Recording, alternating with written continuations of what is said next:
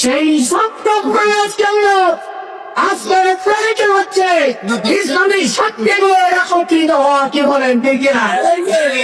আর কোন মানবের নয়, আর কোন বিরক্ত নয়। আমরা কোরআনকে ভালোবাসি, কোরআনের জন্য জীবন দেই। সেই কোরআন আগামী জাতীয় সংসদে আমরা রাষ্ট্রীয়কে বিজয়ী করে জাতীয় সংসদে আমরা নিয়ে যেতে চাই এবং কোরআনের বাংলাদেশে বলে প্রমাণ করব এই দেশে আইন চলবে চলবে না, এই দেশে চিন্তাবাদী চলবে না, চিন্তাবাদী চলবে না। বাংলাদেশ বাইশে আসুন, আজকে ইসলামী আন্দোলন বাংলাদেশ আয়োজন করছে। তদুর বিশ্বাস সহ সবাইকে আন্তরিক ধন্যবাদ জানাচ্ছি।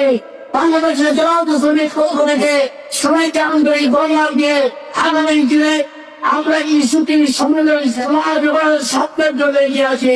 সবাইকে ধন্যবাদ। আসসালামু আলাইকুম ওয়া রাহমাতুল্লাহি ওয়া বারাকাতুহু।